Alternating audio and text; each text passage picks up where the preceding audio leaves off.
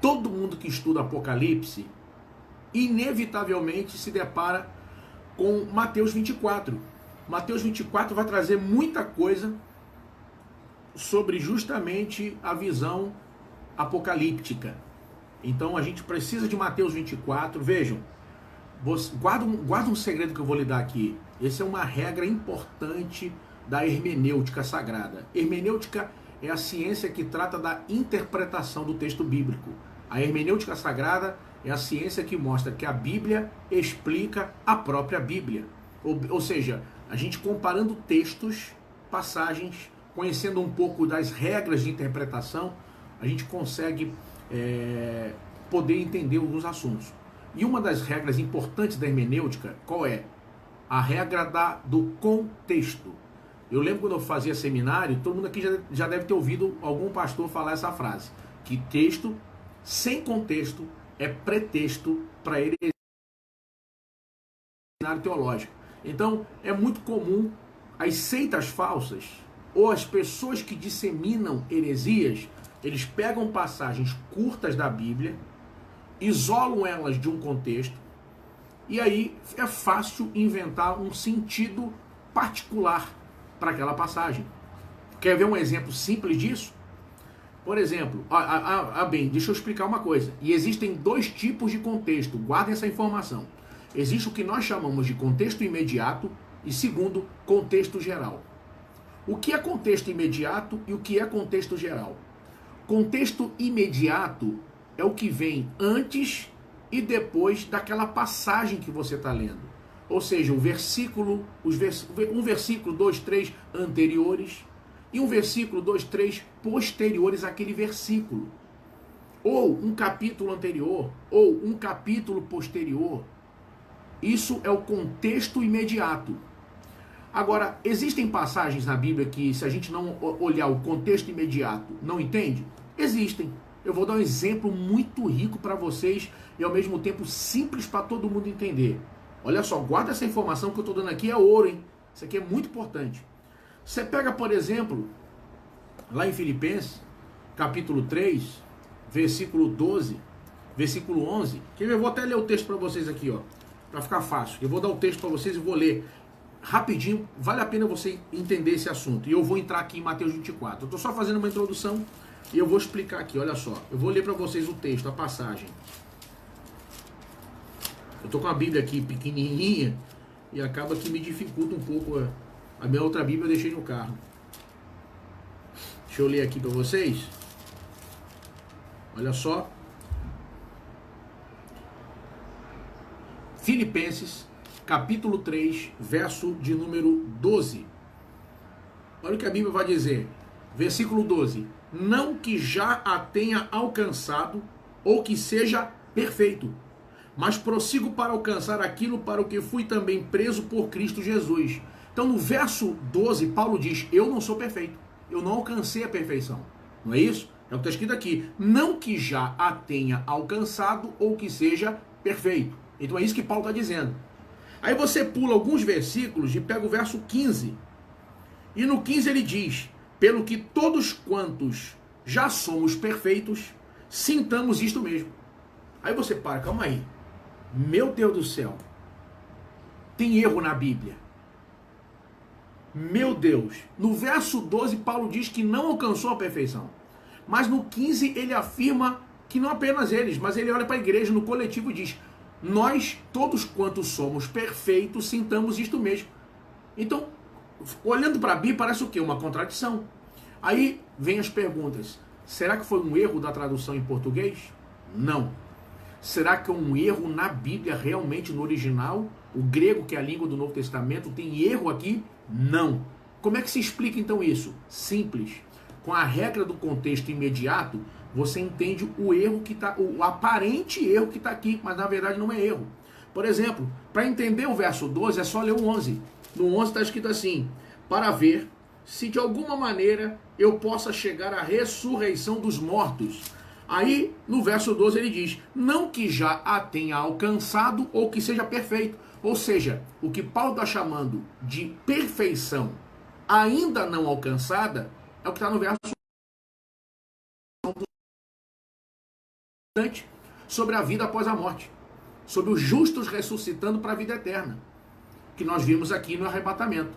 Então, ele pega o versículo 12 e diz que ainda não é perfeito, ou seja, ele chama de perfeito o que ele vai falar em outro texto, em 1 Coríntios 15, a partir do 51, quando ele vai falar que esse corpo no arrebatamento será um corpo imortal e incorruptível. Então, Paulo está falando da doutrina acerca da ressurreição dos mortos.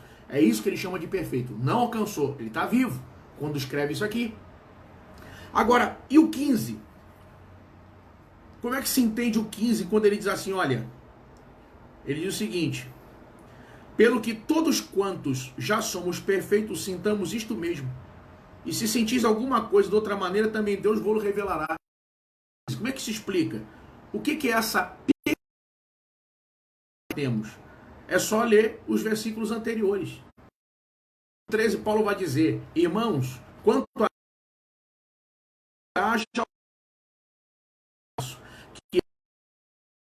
que atrás ficam, para as que estão diante de mim, prossigo para o alvo, pelo prêmio da soberana vocação de Deus em Cristo Jesus. Pelo que todos quantos já somos... Ou seja, a palavra perfeito aqui, inclusive é a tradução dela do original no grego, é a palavra teleioi. Sabe o que significa essa palavra aqui? Quando ele diz perfeito, perfeito para Deus não é quem não erra, quem não falha. O perfeito aqui, o sentido original, sabe qual é? Você compra, por exemplo, um micro-ondas novo. Você chega em casa, coloca na tomada, tira o plástico, tira tudo, e você pega, por exemplo, um saco de pipocas. E vai lá e coloca no micro-ondas, coloca lá, pip, pip, tantos minutos. Daqui a pouco, pip, pip, pip, você começa a ouvir estourar e daqui a pouco tirou. O que você vai dizer? Perfeito, está funcionando. Foi para isso que eu comprei. Quando Jesus, ele diz aqui no verso 13 em diante, diz o quê? Deixando as coisas que atrás ficam, avanço para o que estão diante de mim, prossigo para o alvo, pelo prêmio. Ou seja, a palavra perfeição significa aquele que cresce, aquele que desenvolve, aquele que cumpre o objetivo ao qual foi chamado. Ou seja, ele é aquilo que foi chamado para ser. Ele está fazendo aquilo que ele nasceu para fazer. Ele está desenvolvendo, está crescendo. Olha que coisa linda. No contexto imediato, você consegue entender uma passagem que poderia muito facilmente ser usada por algum inimigo do Evangelho para dizer que a Bíblia tem erro. Percebe isso? Agora, só para encurtar aqui, eu não vou gastar muito tempo nisso, porque eu só estou trazendo uma ilustração.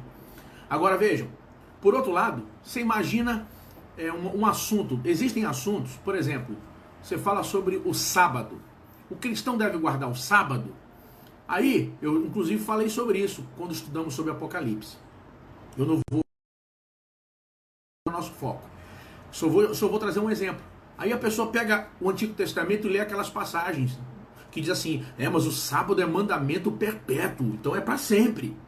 Aí você pega o Novo Testamento e você vai ver várias passagens mostrando que a lei foi um aio, como está em Gálatas, e que agora nós estamos debaixo da graça, e que voltar à lei é cair da graça. Aí você pega Colossenses 2, versos 16, 17, Deus vai dizer o quê? Que os sábados eram apenas sombras, um tipo que se cumpriu em Jesus, o nosso descanso. Então não há necessidade de guardar o sábado. O sábado nunca foi imposto para a igreja. Lembra do primeiro concílio em Atos 15? Foi decidido que a igreja se abstiver. Sufocada, carne com sangue, os ídolos, prostituição e de ídolos, e nada com relação à guarda de dieta alimentar judaica e nem com guarda do sábado, de práticas cerimoniais. Aí a pessoa diz assim, mas está escrito lá naquele texto que o sábado é um mandamento perpétuo. Sim, por exemplo, tudo que a gente vive no Brasil está debaixo do quê? Da Constituição brasileira. Para poder ser diferente algumas coisas, teria que ter o quê? Uma outra Constituição. Aí, vamos botar que na Constituição esteja lá, que perpetuamente não se pode fazer isso, isso e isso. Ou se deve fazer isso, isso e isso. Imagine que na Constituição de 88 tivesse uma frase assim, Alguém diria o quê? Não, não, não. É para sempre. É para sempre enquanto essa Constituição tá em validade. Imagina a Constituição e essa tirada. Vai falar assim, não, mas é perpétuo. Sim, perpétuo enquanto ela estava em validade. Agora é uma nova lei. É uma nova Constituição. E baseado nessa nova Constituição, já não existe mais. Então é exatamente isso que vai, por exemplo, em relação ao sábado. Então, você, para entender alguns assuntos da Bíblia, serão necessários mais do que o contexto imediato. Será necessário o contexto geral. Buscar em várias outras passagens, em vários outros livros da Bíblia, aquele assunto para poder entender aquela determinada passagem. Olha, tá travando para vocês? Para mim tá normal aqui. O pessoal aí tá travando para todo mundo? Para mim tá tranquilo. Aparece para mim aqui normal. Para mim não travou nenhuma vez. Alguém mais aí tá tendo dificuldade? Tá travando para mais? Me dá um feedback aí, gente. Qualquer coisinha, eu tô usando a internet de casa. Qualquer coisinha eu tiro a internet de casa.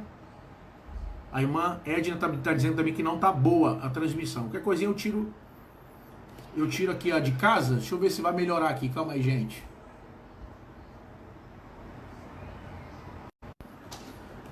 Vê se melhorou aí, gente. Por favor, vejam se melhorou. Por favor, me dá um feedback aí, gente. Vê se melhorou. Me dá um sinal, me dá um alô aí que se melhorou.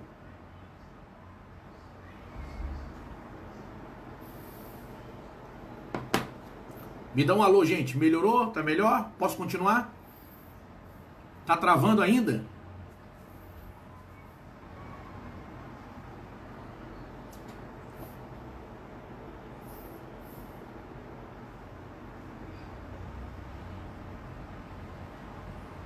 Fala o seguinte. Tá normal, tá travando. Melhorou, melhorou. Então posso continuar? Paulo Samuel, pessoal aí, melhorou ou não? Como é que tá? Melhorou para a irmã Elaine. Irmã Sueli diz que está travando. A irmã Vanilda diz que melhorou. Melhorou.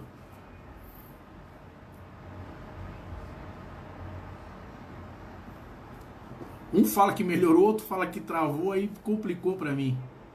Deixa eu ver aqui. Melhorou ou não, gente? Melhorou? Posso continuar? Então, beleza. Olha só, olha para mim, gente.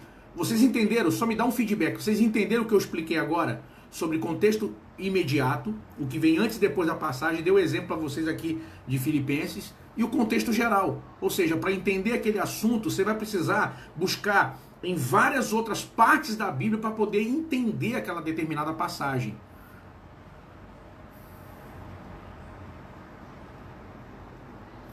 Agora, olha bem, como muita gente... Agora, olha só, gente, como... Então, vou seguir aqui, vocês vão me dando feedback. Olha só. Então, como muita gente não tem esse cuidado, as seitas falsas, as heresias, aqueles que propagam heresia, não tem esse cuidado que eu estou mostrando para vocês aqui, de entender passagem com contexto, de olhar em outras partes da Bíblia, simplesmente ensina uma coisa e as pessoas mais simples, que não têm entendimento, são enganadas.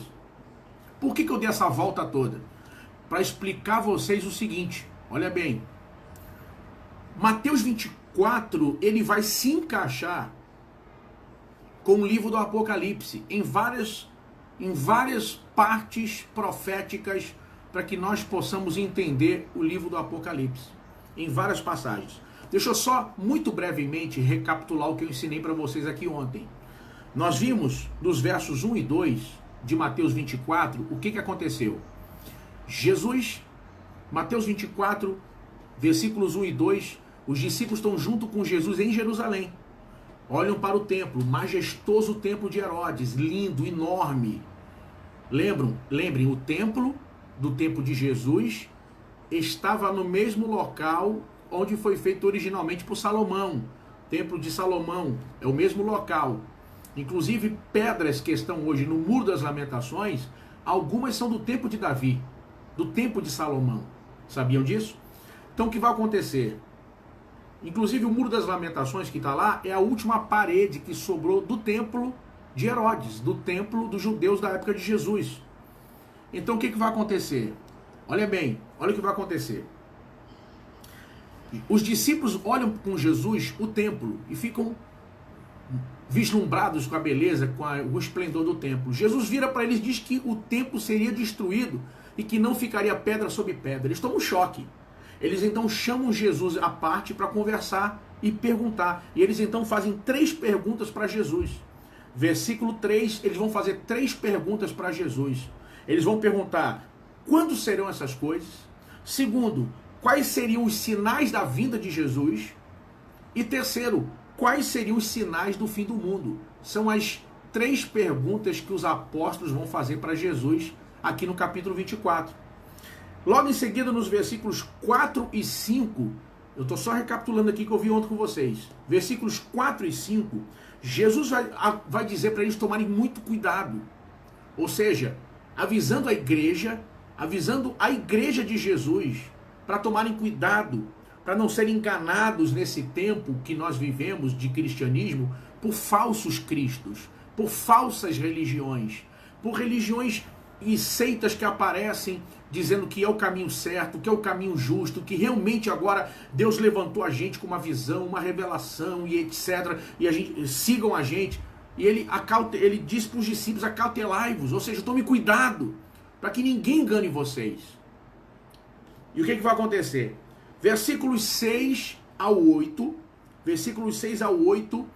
Jesus vai definir esse tempo que nós... Olha só que interessante. Vocês todos me acompanham aqui? Está todo mundo me acompanhando? O pessoal está ouvindo bem o que eu estou falando aqui? Dá um ok para eu poder saber que vocês estão comigo aqui. Tá todo mundo comigo aqui? Todo mundo comigo? Cadê o pessoal?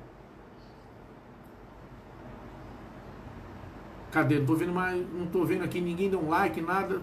Vocês estão comigo? Como é que tá vocês aqui comigo? A irmã Tamiri, sim. Tá todo mundo comigo aqui? Posso continuar? Olha bem. Jesus então vai olhar para a igreja. Isso, então beleza. Eu vou... Todo mundo comigo. Então acompanhe o raciocínio comigo, gente. Acompanhe comigo o raciocínio aqui. Olha só. Dos versículos 6 ao 8,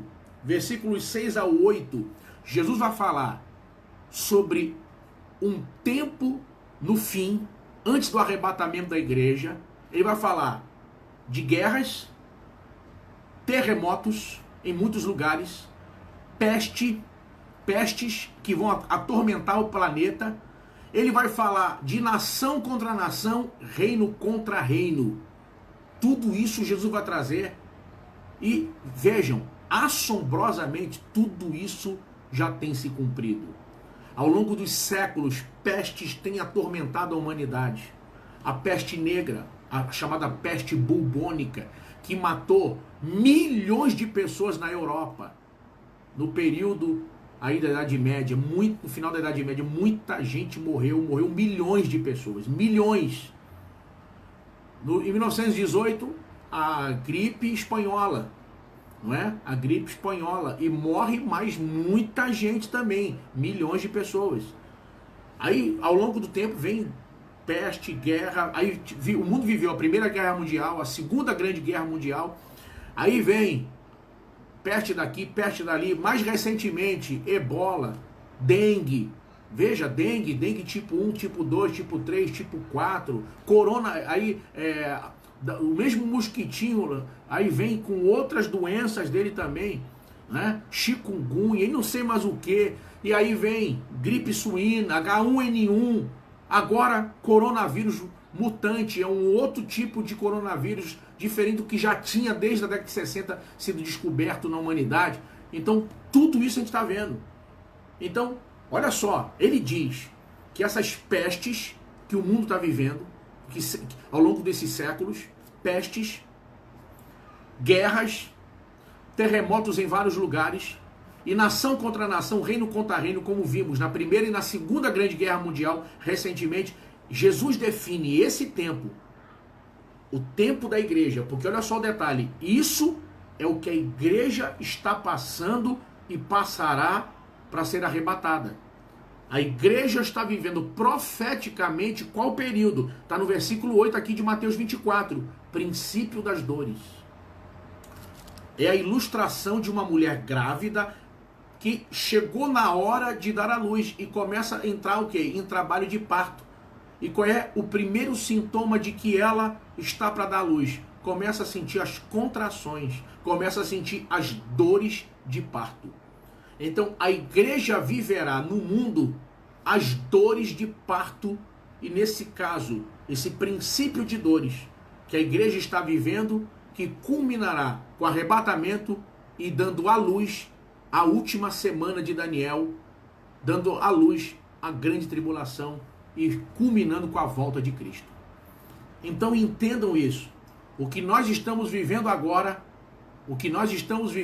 nesse momento, é o que a Bíblia chama de princípio de dores. Princípio de dores. Tudo que estamos vivendo nesse momento. Aí ele continua explicando mais características desse tempo nosso de princípio de dores. E isso são coisas que ele vai mostrar que acontecem a partir daquele momento para os discípulos, logo após a morte e ressurreição, o início da igreja, que é perseguição. Ele mostra a perseguição, ódio contra a igreja, desunião. E ele vai mostrar o seguinte, ele vai dizer, dos versículos 11 a 13, que nesse tempo de princípio de dores que estamos vivendo, seria marcado por um outro sinal. Qual sinal? Olha bem, além dos terremotos, além das pestes, além de nação contra nação e reino contra reino, como temos visto, além de tudo isso, ele mostra um outro sinal. Qual? Por se multiplicar a iniquidade, o amor de muitos esfriará. Vejam, ele não disse somou, não adicionou, multiplicou. Por se multiplicar a iniquidade. Significa que esse tempo que nós vivemos é um tempo de um crescimento de iniquidade enorme antes da volta de Jesus, antes do arrebatamento da igreja. Queridos, a igreja está vivendo na terra num tempo profético de princípio de dores e cujo sinal que prevalece no mundo de uma forma geral do ponto de vista moral e espiritual é multiplicação da iniquidade. Pessoas que perderam o temor, pessoas que perderam o afeto e o amor, pessoas que as pessoas estão perdendo a capacidade de amar, de olhar olho no olho, egoísmo, vingança, pessoas intratáveis, pessoas odiosas, pessoas que são capazes de tudo pelo que querem, pessoas que não têm arrependimento mais dos erros e do estado que estão. Veja, quem podia imaginar que a gente ia ver crente, irmão, pessoas que já foram fiéis, humildes, quebrantadas, pessoas hoje que falam mal de igreja, falam mal de pastor, fala mal de dízimo, de oferta, usa a questão financeira para atacar a igreja do Senhor. Pessoas, irmãos, quem podia imaginar? Pessoas do nosso meio que são a favor do aborto.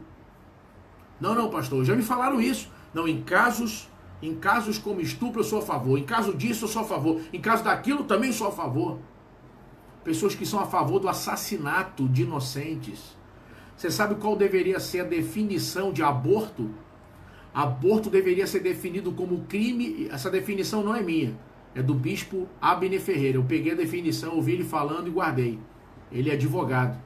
Deveria ser definido, sabe como? Aborto? Crime hediondo, com requintes de crueldade e sem direito à defesa. Essa deveria ser a definição de aborto. Pessoas que estão no nosso meio, que já não acreditam que Deus pode libertar uma pessoa da prática homossexual. Já não acredita que Deus pode libertar uma pessoa do pecado. Irmãos, eu olho para vocês, olho no olho, para dizer para vocês, eu tenho visto Deus libertar pessoas do homossexualismo, de ver o evangelho de Deus em ação e mudar comportamentos, mudar a vida, mudar a forma de pensar. Eu já lidei com pessoas que me procuraram, que não estavam felizes e pediram: pastor, ora por mim, conversa comigo. E hoje estão vivendo uma vida transformada, liberta, essa página virou. Mas que evangelho a gente está vivendo que a gente já não acredita que Deus pode libertar pessoas. Pessoas do nosso meio, irmão, gente crente, que já falou, sabe o que para mim? Olha bem, sabe o que já disse para mim? Irmão, para mim bandido bom é bandido morto. Se morrer é menos um. Se morrer é menos um. Logo a gente que é crente. Irmão, quantos ex-presidiários hoje são obreiros de valor? Quantos ex-presidiários hoje são pastores, pregadores do evangelho, casados, que quem olha, não, irmão, nem imagina nunca que aquela pessoa já foi bandido, que aquela pessoa foi criminosa. Hoje totalmente transformado, lavado no sangue do Cordeiro. Queridos, não permita que a iniquidade que se multiplica no mundo atinja a tua vida a ponto de você deixar de acreditar no poder do evangelho. Ele disse: por se multiplicar a iniquidade, o amor de muitos esfriará. É a marca desse tempo que nós estamos vivendo. Agora, acorda. Como? Acorda. Pensa comigo. Irmão, pensa comigo. A Bíblia diz, olha o detalhe, a Bíblia diz aqui que por se multiplicar a iniquidade, o amor de muitos esfriará. A Bíblia não diz que o amor de todos esfriará. Ou seja, o de muitos vai esfriar, mas o teu não pode. O teu e o meu não vai esfriar. Oh, aleluia! Eu profetizo nessa noite, debaixo da autoridade dessa palavra, que o nosso amor não vai esfriar, que em nome de Jesus você vai viver uma vida de avivamento, despertamento espiritual. Não é à toa que Deus te colocou aqui para poder receber cada mensagem, cada palavra, cada ministração que você está recebendo agora. Em nome de Jesus eu quero profetizar sobre a tua vida agora, debaixo da autoridade dessa palavra. O teu amor não vai esfriar. O alegrei-me quando me disseram vamos à casa do Senhor não vai esfriar. Aquela emoção de participar da Santa Ceia, de pegar o pão e o cálice, não vai esfriar. Aquela vontade de ganhar almas não vai esfriar. Em nome de Jesus, aquele desejo, aquela fome de Deus não vai acabar na sua vida. Eu profetizo sobre a tua vida que Deus vai te balançar, que esse tempo de quarentena seja um tempo de acordar, de despertar, porque o noivo aí vem. E ele vai dizer mais. Ele vai dizer para nós o quê? Vejam. Ele vai dizer para nós o quê? Que nesse tempo que nós estamos vivendo, chamado princípio de dores, com todos esses sinais que eu estou mostrando a vocês, ele vai dizer o seguinte, ele vai trazer para nós uma outra advertência. Aquele que perseverar até o fim será salvo. Ou seja, irmão, não tem desculpa. Você não pode dizer, eu caí por causa de fulano, eu caí porque eu vi o erro de ciclano. Irmão, nada disso justifica. Olha para Jesus. A Bíblia diz, olhando para Jesus, autor e consumador da nossa fé, o qual, pelo gozo que lhe estava proposto, suportou a cruz, desprezou a afronta e sentou à destra de Deus.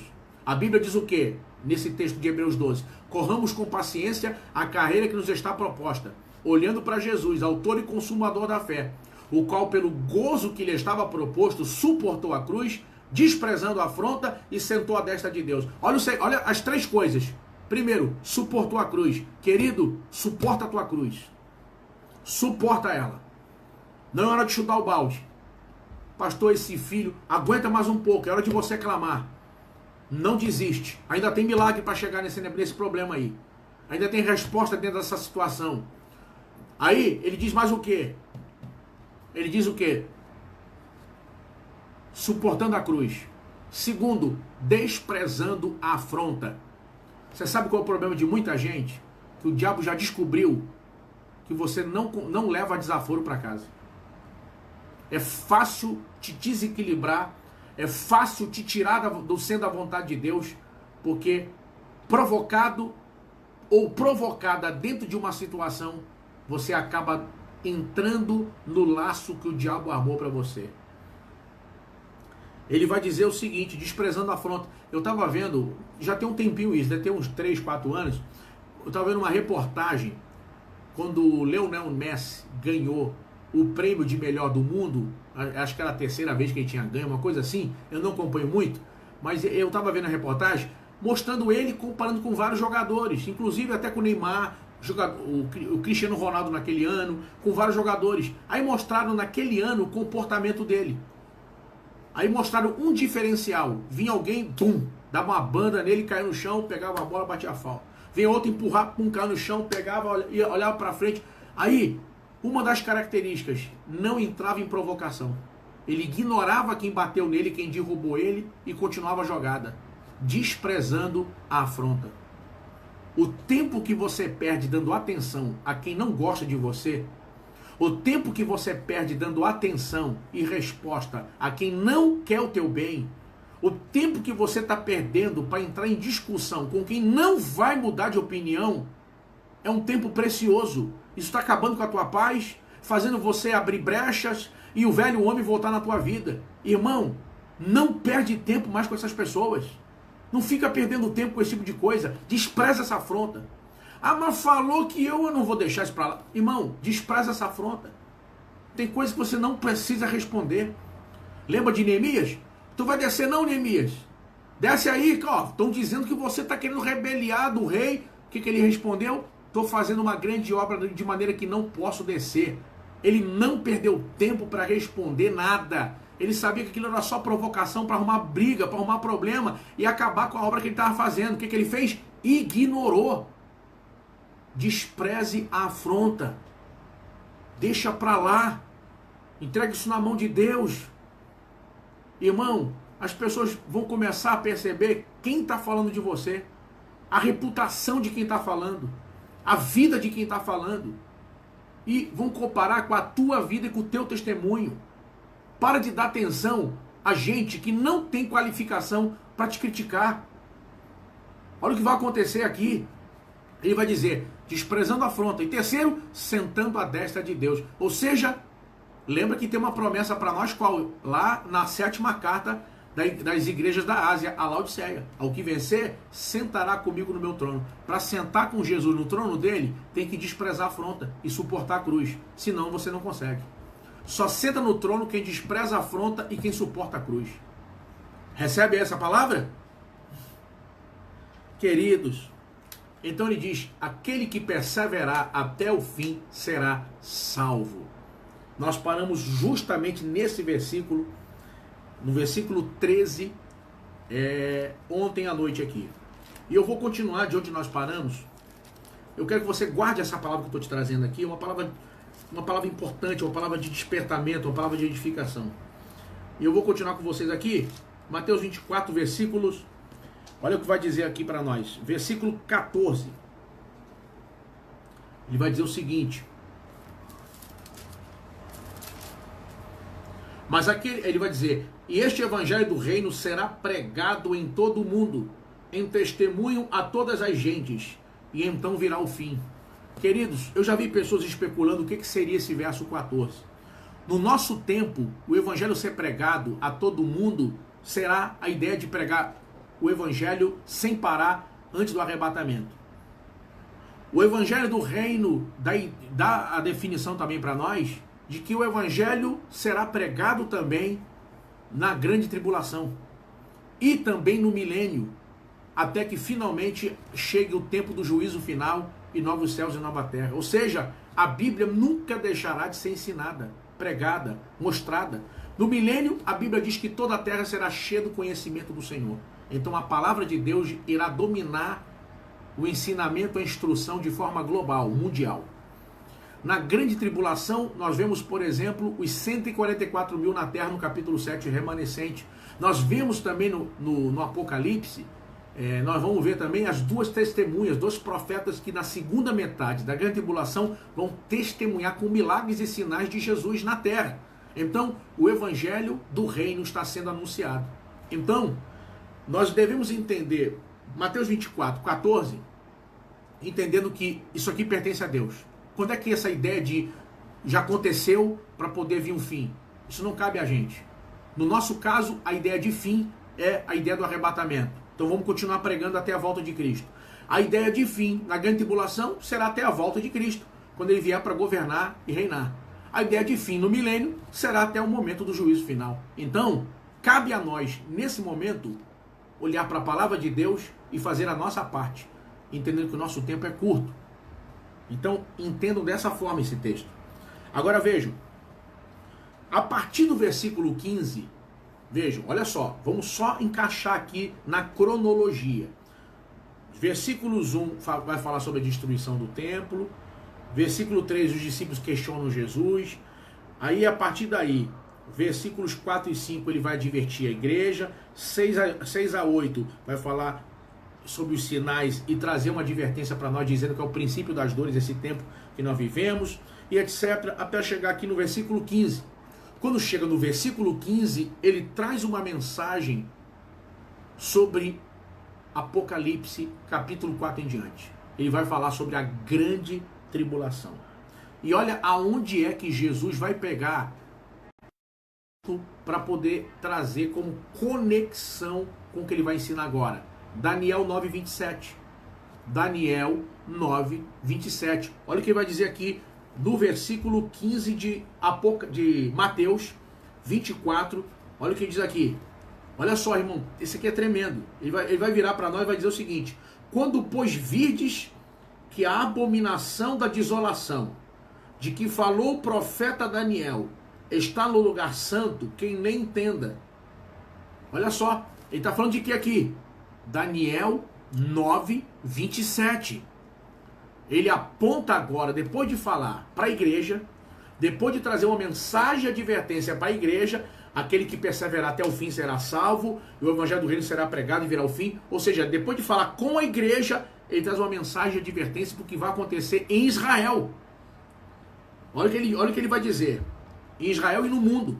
Ele diz: então, os que estiverem na Judéia, que fujam para os montes. E quem estiver sobre o telhado, não desça a tirar alguma coisa de sua casa.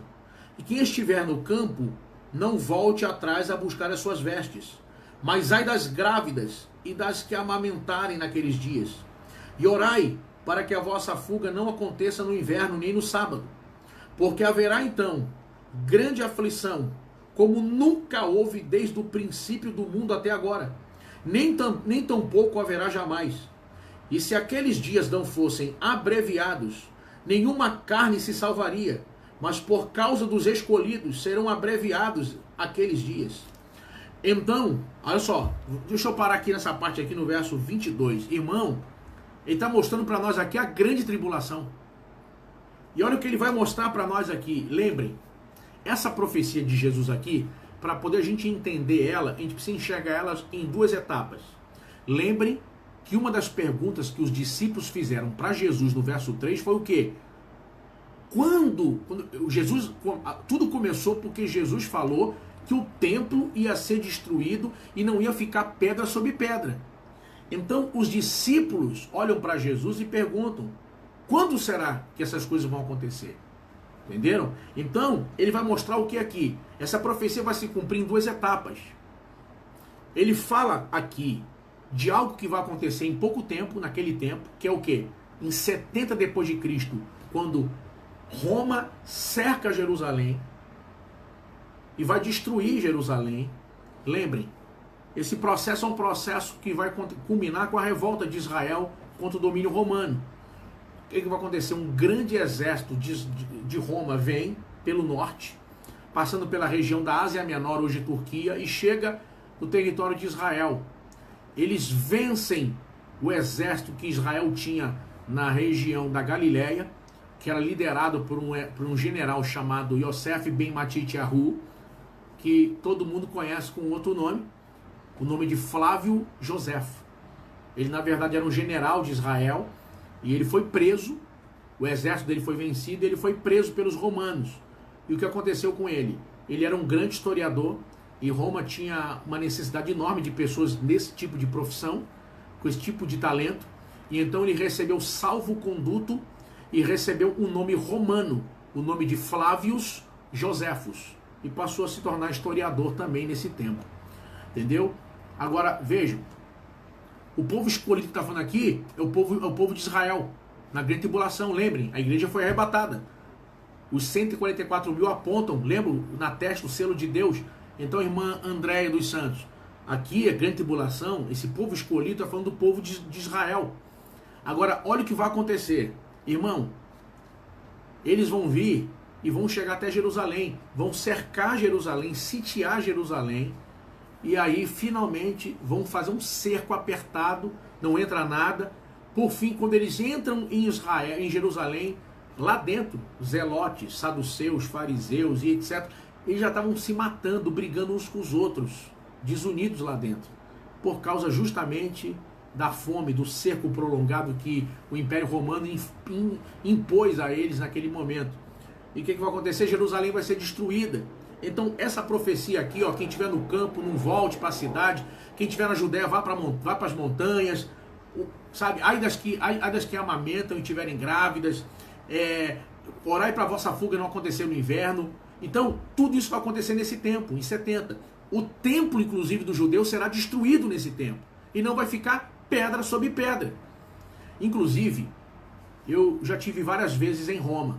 Quem aqui está me vendo que já foi em Roma, ou depois pode até pesquisar no Google, você vai ver fotos do que eu vou dizer agora. Quando nós chegamos em Roma, na parte histórica de Roma, pertinho do Coliseu Romano, pertinho do anfiteatro, do Palatino, do anfiteatro, mais próximo do anfiteatro e do Coliseu, você vai ver lá o Arco de Tito, que é o arco comemorativo que foi feito quando Tito voltou da vitória que teve justamente de vencer Israel e destruir Jerusalém.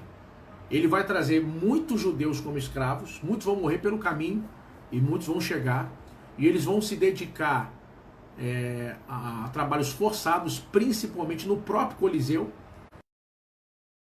em torno de 10 anos depois. E, pasmem, você quando olha o arco de Tito, ele tem lá desenhado a história dessa chegada. Inclusive tem lá o símbolo do menorá, ou o candelabro. Está lá no arco de Tito, mostrando que ele trouxe muitas coisas preciosas de Israel, de Jerusalém, e saqueou também o templo. E trouxe os objetos de valor que tinha no templo. Entendeu? Você vê lá o arco de Tito e vê esses símbolos que eu estou mencionando para você daqui agora.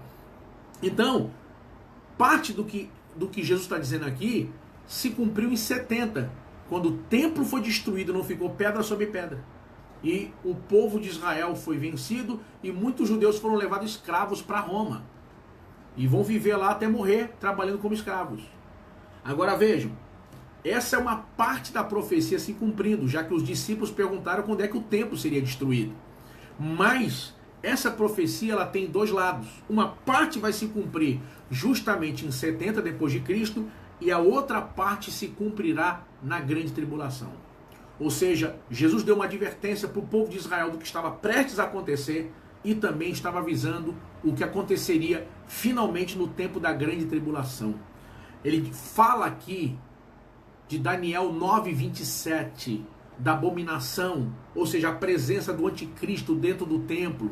Nós vimos tudo isso quando estudamos Apocalipse. Então vejam como essas passagens aqui, até o verso 22, verso 15 ao 22, se encaixam com o que a gente vem estudando no livro do Apocalipse. É incrível. Agora, olha o que ele diz mais.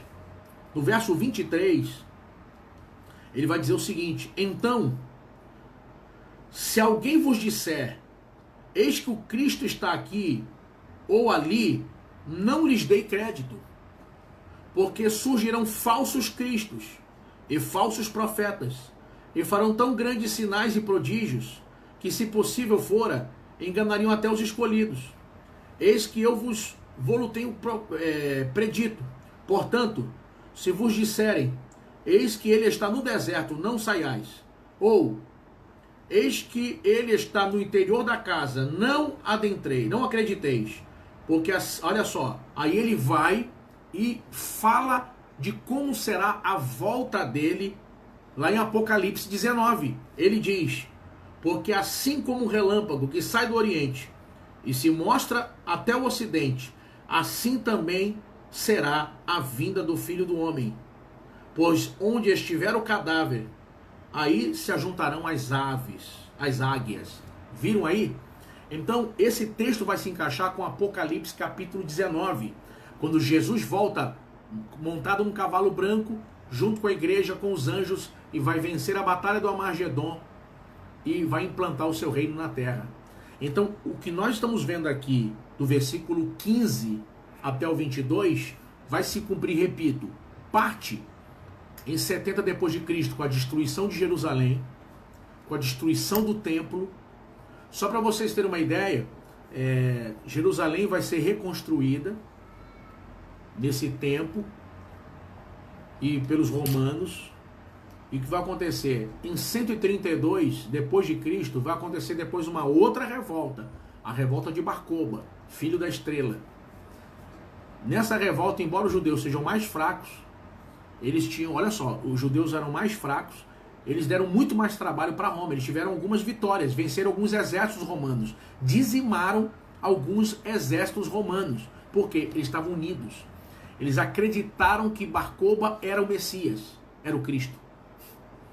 Eles acreditaram que ele era o Cristo, que ele era o Messias. Veja que Jesus ainda tinha advertido eles, que surgirão falsos cristos, surgirão, não eram para crer nisso. E eles acreditaram que ele era o Messias. O que aconteceu? Embora tenham dado mais trabalho, o exército romano vem e destrói Jerusalém. E o que vai acontecer? Judeus são proibidos de entrar em Jerusalém. Adriano reconstrói Jerusalém, o imperador Adriano reconstrói Jerusalém como uma cidade romana, coloca um nome romano na cidade, e para humilhar os judeus, ele pega todo o território de Israel, todo o país de Israel. Isso vai acontecer em 132 depois de Cristo, aproximadamente. Ou seja, no segundo século da era cristã, aonde o rei Davi já tinha levantado Jerusalém há séculos. Então vai acontecer, Jerusalém vai receber um outro nome, toda a região de Israel, o país de Israel, vai receber um outro nome. Qual? Para humilhar os judeus, o imperador Adriano vai colocar o nome em Israel de Palestina. Por que Palestina? Porque Palestina é a tradução da palavra filisteu. Lembre que os filisteus foram o pior inimigo que Israel teve no Antigo Testamento. Então, para humilhar Israel, o imperador Adriano troca o nome de Israel no país e coloca o nome de Filisteu, ou Palestina. E é assim que começa a ser chamado essa região de Palestina. E muitas pessoas não sabem disso. Ah, o povo palestino. Irmão, não existe povo palestino, é o povo árabe. Não existe raça palestina, é o povo árabe. É a mesma coisa, sendo pastor evangélico, ou católico, ou budista, ou qualquer outra coisa, quem nasce na cidade do Rio de Janeiro é carioca. Então, a Palestina não é uma raça. A Palestina, se for olhar por esse ângulo, é só quem nasce num determinado lugar. Entendeu? Então, nesse caso, todos seriam, até os judeus. Então, tem que tomar muito cuidado com essas coisas, que as pessoas entram em questões até políticas e não sabem nem o porquê, não conhecem, não sabem o que está acontecendo, não tem noção do que estão recebendo ali. Então, vejam, queridos, olha que incrível. Depois da gente estudar o Apocalipse todo, com Mateus 24 agora, a gente está vendo tudo passo a passo, porque essas passagens que a gente está estudando aqui, elas vão completar o Apocalipse que nós estudamos, elas vão respaldar e trazer para nós mais luz, mais entendimento e mais detalhes em várias outras passagens que nós já estudamos no Apocalipse. Incrível isso, não? Fantástico. Eu confesso que eu fico muito empolgado quando eu estudo a Bíblia, eu amo estudar a Bíblia, eu fico muito empolgado quando eu pego essas passagens bíblicas aqui. Olha, eu vou parar aqui agora exatamente. Eu vou parar aqui nesse versículo aqui. Eu li com vocês aqui até o 20, deixa eu ver. Isso. Eu li até o versículo 28. Já tem bastante. Então vou fazer o seguinte, amanhã eu vou continuar aqui e vou continuar o sermão de Jesus e vou falar sobre a vinda do Filho do Homem. E vou seguir aqui até onde der, vou mais um pouquinho aqui em Mateus 24, tá? Eu devo ir amanhã de Mateus 24 aqui, do verso 24 pelo menos até o versículo 44. Vamos ver se a gente vai até o 44, depois mais uma live, mais um vídeo aqui, e eu termino esse assunto. Olha, esse é um assunto tão rico, que eu aconselho você, daqui a pouco esse vídeo, eu vi gente postando aqui que travou, que chegou atrasado, não tem problema. Daqui a mais ou menos uma hora, esse vídeo vai estar todo ele já no YouTube. Então assistam todo lá. Se inscrevam, por favor, se inscrevam lá em nosso canal, curtam lá os vídeos. Vai estar tudo lá no YouTube. Aí vocês vão poder assistir, tá? Até meia-noite vai estar já apagado aqui no Face, mas vai estar lá no YouTube. O meu canal no YouTube, PR de Pastor William Barros. W-I-2-L-I-A-M de Maria. William Barros. Aí acha lá meu canal. Se inscreve lá no nosso canal, curte lá e vamos todo mundo estudar a palavra de Deus. Irmão, é isso que eu fico muito animado quando estudo esses assuntos. Então, eu desejo a você uma noite de vitória. Estamos vivendo o princípio de dores.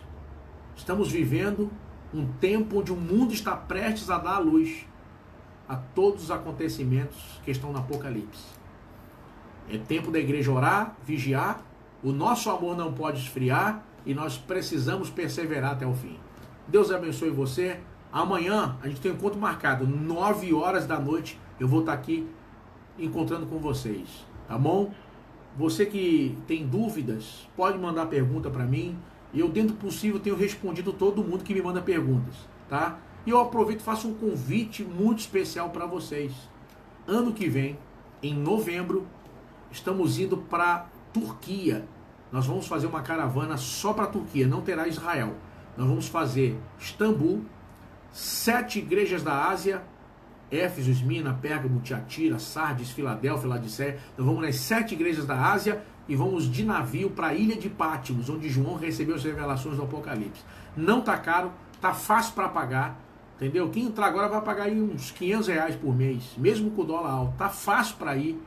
O segredo de uma caravana é a antecedência. Quanto mais cedo você entra, mais fácil é para pagar. Então, todo mundo vem estar com a gente, vai ser uma bênção. Eu tenho certeza que você vai amar. Você tem sonho, você que está na região de Roraima e o pessoal, todo mundo, procura a irmã Francisca Wanda. Ela está com a gente aqui na live. Ela é minha companheira nessas viagens, minha parceira. Nós temos uma aliança e você pode procurar ela. Indo com ela, vai estar indo comigo também. Tá bom? Então, vamos todo mundo, vamos para Israel. Esse ano em dezembro tem caravana. Essa situação de coronavírus, etc., está prestes a mudar. Você vê, hoje a Itália, que foi onde mais morreu gente, apesar que os Estados Unidos agora já passou, você vê que a Itália já está começando a abrir o comércio. As coisas têm que voltar ao normal, ninguém pode morrer. Não adianta não morrer de coronavírus, mas morrer de fome, morrer gente entrando em depressão, tem gente me pedindo comida, que não tem comida para comer. Então, as pessoas precisam manter o cuidado, né? Lavar as mãos, estar em lugar fechado, usar máscara e manter esses cuidados, evitar contato físico e voltar a trabalhar, porque senão isolar, claro, os idosos, as crianças de colo e pessoas que tenham problemas de saúde que realmente exijam cuidado. Por exemplo, problema cardíaco, problema de asma, e essas pessoas são mais propensas a ter problemas sérios se pegar coronavírus. Então o restante é trabalhar, todo mundo tem que viver, porque senão daqui a pouco, eu mesmo daqui a pouco não tenho o que comer. Então vamos seguir em frente. Amanhã, 9 horas da noite, estou aqui com vocês. Se Deus permitir. Se não permitir, é porque a gente vai estar junto na glória. Aí a aula vai ser ao vivo com o Rei dos Reis. Deus abençoe vocês.